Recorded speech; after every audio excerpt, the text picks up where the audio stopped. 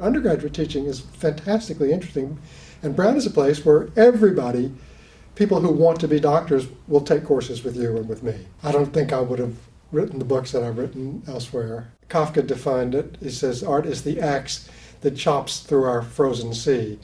And I think frozen sea sounds drastic, but I think it's a good way of representing the torpor that's inside us most of the time. So art, whether it's sculpture, or literature, or painting, or film, or music, constantly, it seems to me, awakens us. I went to public school in Memphis, Tennessee. It was a terrible school. I was not a reader. I was lucky, got into Princeton, and then spent my junior year abroad in Paris because I knew that there had to be a world beyond Princeton. So I exploded when I got to Paris.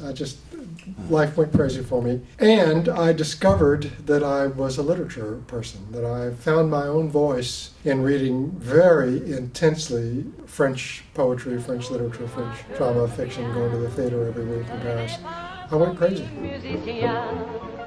The Brown that we know was born at the time of the new curriculum. I still think we've stayed on course. Not always easily, it seems to me. 69, 70, there was a lot of ferment in higher education in general, so that when Brown changed its curriculum and more or less zapped requirements, a lot of other schools toyed with that too.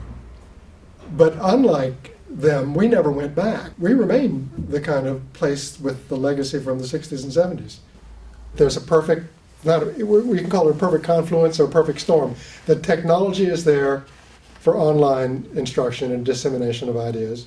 The fact that you could take, in a sense, something of what the elite institutions have to offer and distribute it worldwide at no cost is irresistible, and it's revolutionary. It's going to change things. This is the revolution that's happening. And so I was very curious, eager to see how does the interpretive piece, which is really the life of my material, how can that somehow mesh with this new technology? What I did not anticipate is that the discussion forums online that my course generated blew me away. Because I had people from many different countries, many different backgrounds. Some of them had read things about these books that I'd never read. Many of them were teachers, not all of them. They ranged from age 15 to 80. This was all feeding this discussion that we had. So I found that the online discussion groups, the posts and the threads, were phenomenal. They had legs, they had a vigor and reach, curiosity. This technology is liberating. It's a great moment for Brown.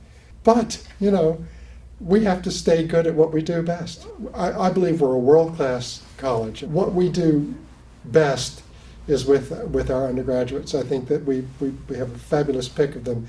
So I'd want, in terms of warnings or cautions, I'd want us never to lose sight of that.